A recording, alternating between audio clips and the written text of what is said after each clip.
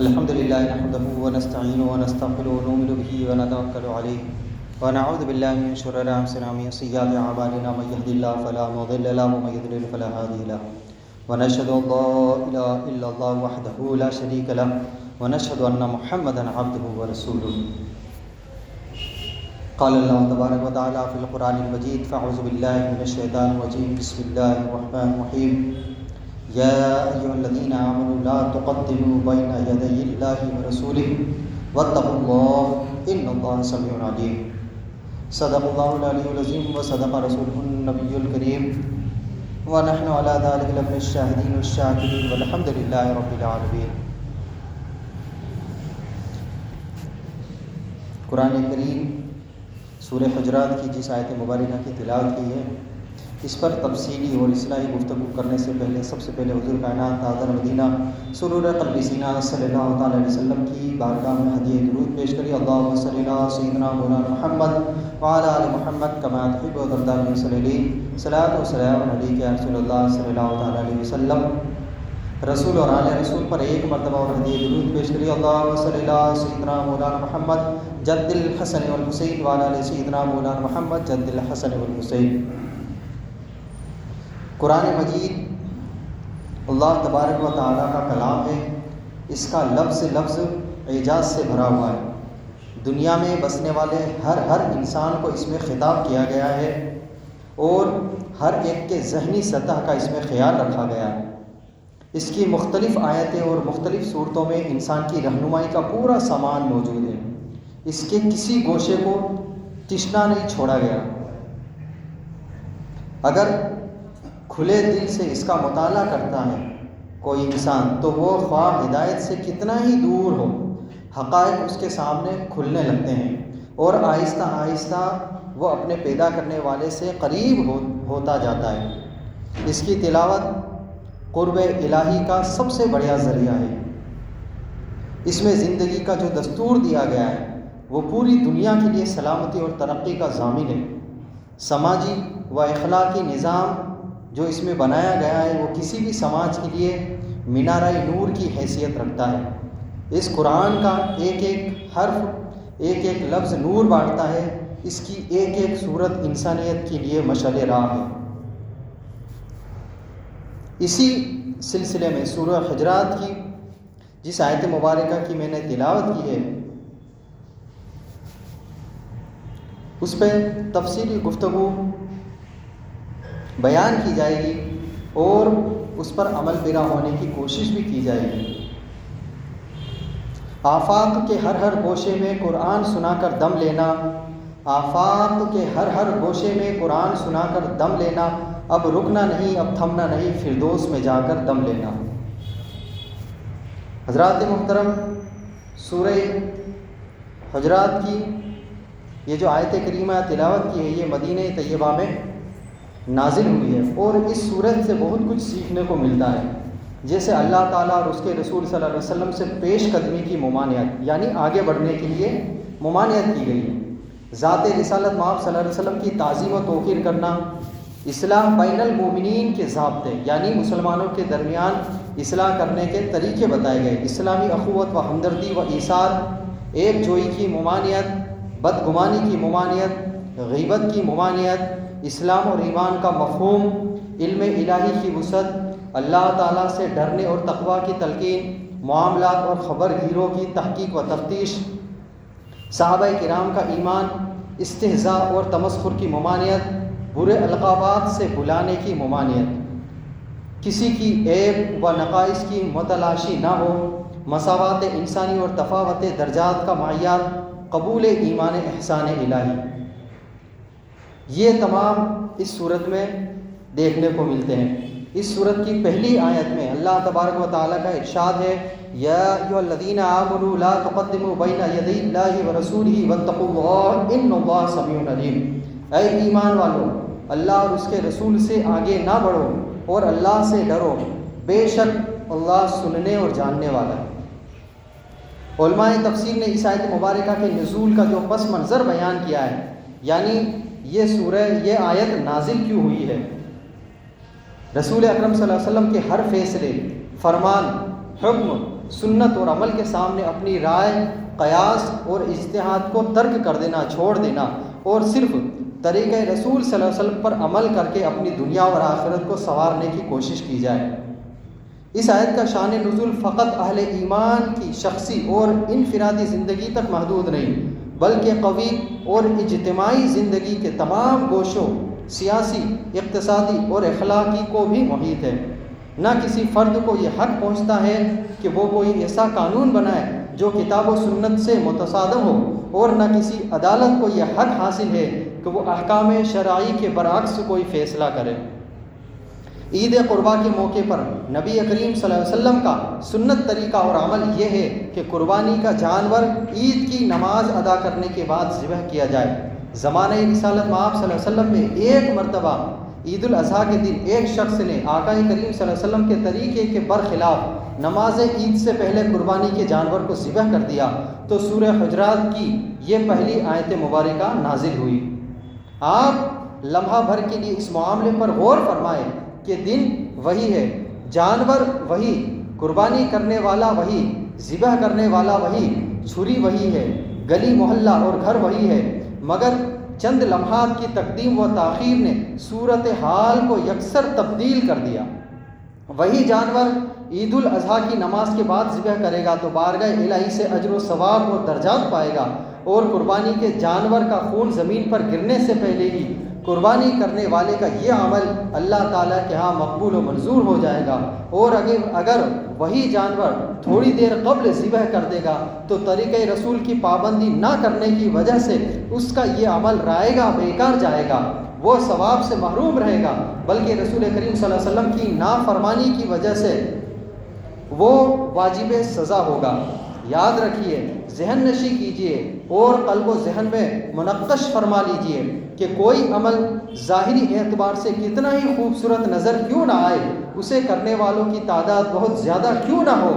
اور اس پر عمل کرنے والوں میں نام اور شخصیات کیوں نہ ہو، لوگوں کی نظروں میں وہ عمل بڑا لائق تعریف اور قابل قدر کیوں نہ ہو، لیکن اگر وہ فعل، حرکت اور عمل اللہ تعالیٰ کے حکم اور رسول کریم صلی اللہ علیہ وسلم کی سنت مطہرہ کے مطابق نہ ہو تو دربار خداوندی میں اس عمل کی کوئی حیثیت، حقیقت اور افادیت نہیں ہے، بلکہ مخالفت الہی اور نافرمانی مصطفیٰ کے باعث وہ عمل قابل سزا ہے۔ نماز، روزہ اور خلوت نشینی کتنی عظیم اور نیکی کے کام ہیں، لیکن یہی اعمال اگر طریقہ رسول، سیرت پیغمبر صلی اللہ علیہ وسلم سے ہٹ کر اپنی مرضی، خواہش اور خیال کے مطابق سر انجام دیے جائیں تو یہی اعمال اجر و ثواب کی بجائے وجہ عذاب ہے۔ آئیے اس بارے میں رسول اکرم صلی اللہ علیہ وسلم کے خادم خاص سیدنا انس رضی اللہ تعالیٰ عنہ سے مروی ایک حدیث ہے۔ آپ فرماتے ہیں کہ 3 افراد سیدنا علی و عبداللہ بن عمر اور عثمان بن مظعون رضی اللہ تعالیٰ عنہم نبی اکرم صلی اللہ علیہ وسلم کی ازواج مطہرات کی خدمات میں حاضر ہوئے اور ان سے نبی کریم صلی اللہ علیہ وسلم کی انفرادی اور نفلی عبادات کے متعلق دریافت کیا۔ جب انہیں آپ صلی اللہ علیہ وسلم کا عمل بتایا گیا، آپ راتوں کو خاصا طویل قیام فرماتے، کثرت سے نفلی روزے رکھتے اور اکثر اوقات عبادت الہی میں مشغول و مصروف رہتے، تو انہوں نے آپ صلی اللہ علیہ وسلم کی ریاضت کے مقابلے میں اپنی نفلی عبادت کو کمتر سمجھا اور کہا کہ ہمارے نبی محترم صلی اللہ علیہ وسلم سے کیا موازنہ۔ آپ صلی اللہ علیہ وسلم مغفور ہونے کے باوجود اتنی کثرت سے اللہ تعالیٰ کی عبادت کرتے ہیں، پھر ہمیں تو آپ سے کہیں زیادہ عبادت گزار ہونا چاہیے۔ ان میں سے ایک نے اپنے بارے میں یہ کہا، آج سے میں ہمیشہ ساری رات نفلی عبادت پڑھا کروں گا۔ دوسرے نے اس فیصلے کا اعلان کیا، میں زندگی بھر روزانہ نفلی روزے رکھوں گا اور کبھی روزہ نہیں چھوڑوں گا۔ تیسرے نے فیصلہ سنایا، میں ساری زندگی عورتوں سے الگ رہوں گا، نہ بیوی بچے ہوں گے، نہ اہل و عیال کی فکر ہوگی اور نہ عبادت میں غافل ہوگا۔ رسول اکرم صلی اللہ علیہ وسلم نے ان تینوں عبادت گزاروں کی گفتگو کو سماعت فرما لیا تو آپ صلی اللہ علیہ وسلم نے ان سے پوچھا، کیا تم نے یہ باتیں کی ہیں جو آپس میں آپ نے عہد و معاہدہ کیا ہے؟ انہوں نے عرض کی، جی یا رسول اللہ صلی اللہ علیہ وسلم، ہم نے یہ کہا ہے۔ تو رسول اللہ صلی اللہ علیہ وسلم نے ان سے فرمایا، اللہ تعالیٰ کی قسم، میں تم سے زیادہ اللہ تعالیٰ سے ڈرنے والا ہوں اور تم سے زیادہ متقی اور پرہیزگار ہوں، لیکن میں نے تمہاری طرح کوئی فیصلہ نہیں کیا، میں روزے رکھتا بھی ہوں اور چھوڑ بھی دیتا ہوں، میں رات کو نماز بھی پڑھتا ہوں اور نیند بھی پوری کرتا ہوں، میں نے کئی عورتوں سے شادیاں بھی کی ہوئی ہے، جس نے میری سنت اور میرے طریقے سے روگردانی کی وہ میری امت میں سے نہیں ہوگا۔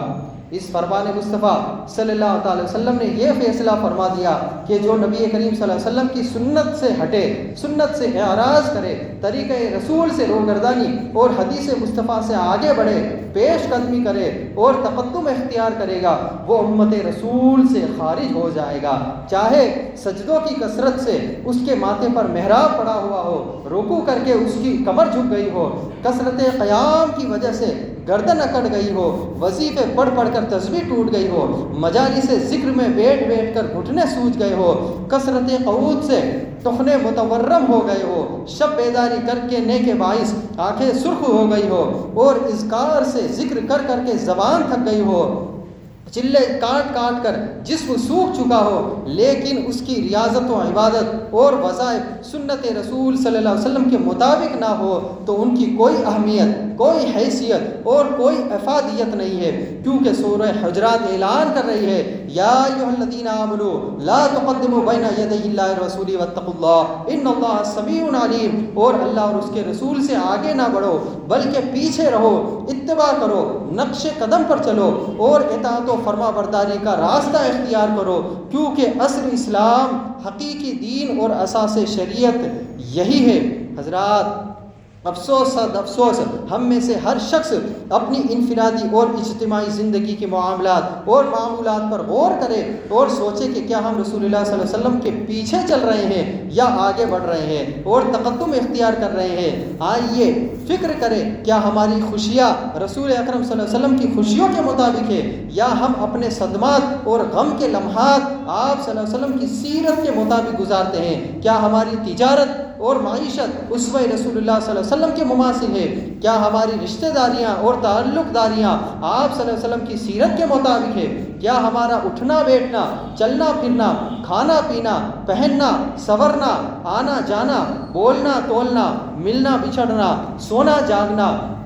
لینا دینا رحمت مجسم صلی اللہ علیہ وسلم جیسا ہے؟ کیا ہمارے شب و روز، لیل و نہار، صبح و شام آپ صلی اللہ علیہ وسلم کی طرح ہیں؟ کیا ہمارا لباس، حجامت، وضاقتہ اور طرز زندگی آپ صلی اللہ علیہ وسلم کی سیرت کی طرح ہے؟ افسوس صد افسوس کہ زندگی کے کسی شعبے کے بارے میں بھی ہم دعویٰ کرنے کی پوزیشن میں نہیں ہے۔ کیا ہمارا طرز عمل اور طریقہ رسول صلی اللہ علیہ وسلم کی تعلیمات و ہدایات اور احکامات کے مطابق ہے؟ علامہ اقبال نے کیا خوب کہا تھا،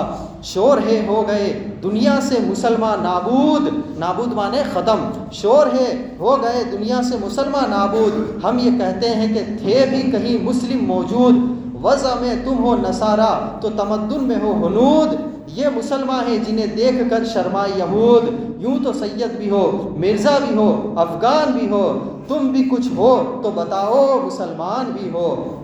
تو پھر سوچئے، کیا ہم آپ صلی اللہ علیہ وسلم سے آگے بڑھ رہے ہیں یا بہت پیچھے رہ گئے ہیں؟ جبکہ قرآن حکیم ہم سے تقاضا اور مطالبہ کر رہا ہے کہ تمہاری زندگی کا ہر عمل محسن انسانیت کی سیرت پاک کے موافق ہونا چاہیے۔ اس آیت میں لا تقدموا بین یدی اللہ ورسولہ کی مختصر کلمات میں معانی و مطالب کا بحر بیکرا موجزن ہے۔ یہاں ایک چیز غور طلب ہے، اس آیت کے تحت علامہ زمخشری تفسیر کشاف میں لکھتے ہیں کہ اللہ تعالیٰ کا یہ فرمان لا تقدموا متعدی ہے، لیکن اس کا مفعول مذکور نہیں، یعنی اس کی ایک حکمت یہ ہے کہ اگر کسی چیز کو ذکر کر دیا جاتا تو صرف اس کے بارے میں حکم ہوتا، یعنی ایک چیز یہ بتائی دی جاتی کہ اس چیز میں آگے مت بڑھو، لیکن یہاں پر وہ چیز نہیں بتائی گئی ہے، خلاف ورزی ممنوع ہوتی ہے، اور مفعول کو ذکر کر کے یہ بتا دیا کہ کوئی عمل ہو، کوئی قول ہو،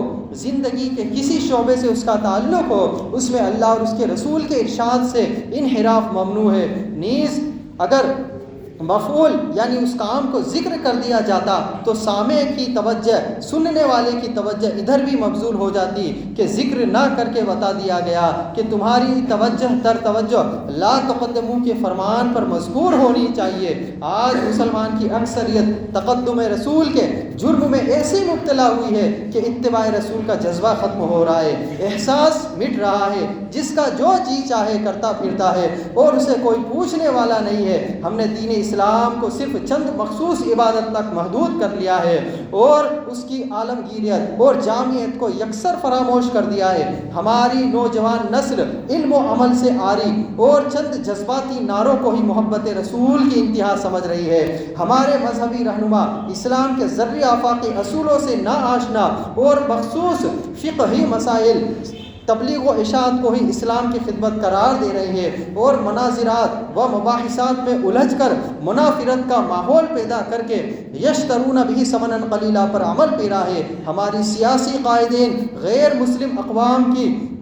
زلف گرا گیر کے اسیر ہو چکے ہیں اور ان کے مقاصد کی تکمیل کوشاں ہے۔ کسی کا قبلہ واشنگٹن، کسی کا کعبہ لندن، کوئی جمہوریت کے نام پر اپنی چاندی کھری کر رہا ہے، کوئی آمریت کی گود میں پل رہا ہے، کوئی کشکول توڑنے کا اعلان کر کے عوام کو بیوقوف بنا رہا ہے اور کوئی کاسہ گدائی لیے ملک مانتا پھر رہا ہے، کوئی زلزلہ زادگان کے لیے آئی ہوئی امداد پر ہاتھ صاف کر رہا ہے اور کوئی سیلاب زدگان کے نام پر مال بٹور رہا ہے۔ حضرات محترم، اس سورہ مطہرہ کی پہلی آیت کریمہ کا دوسرا حکم یہ ہے کہ تمام اہل ایمان انفرادی و اجتماعی زندگی میں تقوی اختیار کریں، پرہیزگاری کو اپنائیں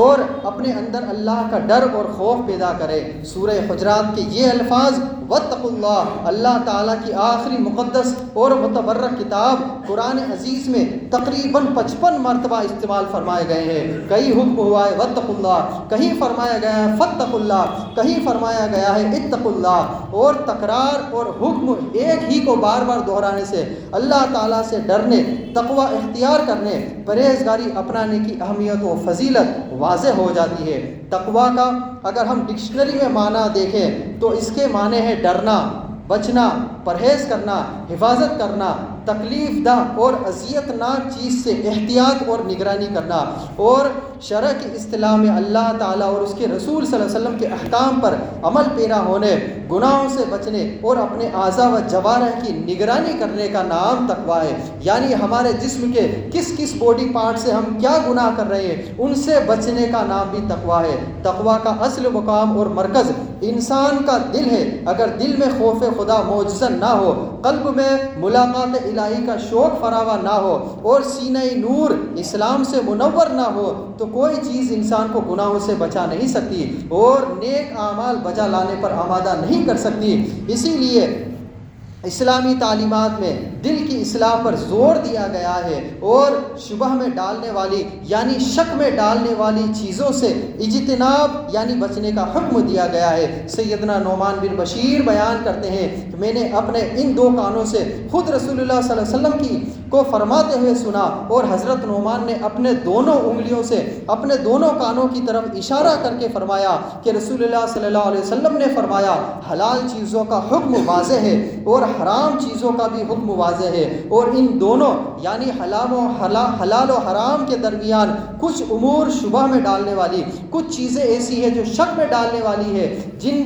جن کو اکثر لوگ نہیں جانتے، بس جو شخص شک پیدا کرنے والی چیز یعنی کہ یہ حلال ہے یا حرام ان چیزوں سے بچ گیا تو اس نے اپنا دین اور اپنی عزت کو بچا لیا، اور جس کسی نے ان شبہات میں ڈالنے والے امور کو اختیار کر لیا تو وہ آخر کار حرام کام میں پڑ گیا۔ سنو، جسم میں ایک ٹکڑا ہے، اگر وہ ٹھیک رہا تو سارا جسم ٹھیک رہا، اور اگر وہ بگڑ گیا تو سارا جسم بگڑ گیا۔ وہ ٹکڑا کیا ہے؟ وہ دل ہے۔ حقیقت یہ ہے کہ انسان کا دل ہی اس کے جذبات، احساسات، خیالات اور جسم کی حرکات و سکنات کا مرکز و محور ہے۔ سب سے پہلے دل ہی میں کسی کام کو کرنے کی خواہش پیدا ہوتی ہے، پھر انسان سے عملی جامہ پہنانے تک کی وہ کام کرتا ہے۔ اس لیے قرآن و حدیث میں دل کی اصلاح و پاکیزگی و طہارت قلب کی بار بار تلقین و تاکید کی گئی ہے۔ اس حدیث مبارکہ میں اس امر کی بھی نشاندہی فرمائی گئی ہے کہ حرام و مکروہات کے ساتھ ساتھ کراہت و حرمت کا شبہ یعنی شک پیدا کرنے والی چیزوں کو بھی ترک کر دینے کا نام تقویٰ ہے۔ اللہ تبارک و تعالیٰ قرآن کریم میں ارشاد فرما رہا ہے یا ایھا الذین آمنوا اتقوا اللہ یدعی اللہ ورسولہ واتقوا اللہ ان اللہ سمیع علیم۔ یا ایھا الذین آمنوا اتقوا لا تقدموا بین یدعی اللہ ورسولہ واتقوا اللہ ان اللہ سمیع علیم۔ اے ایمان والو، اللہ اور اس کے رسول سے آگے نہ بڑھو اور اللہ سے ڈرو، بے شک اللہ سننے اور جاننے والا ہے۔ اللہ تبارک و تعالیٰ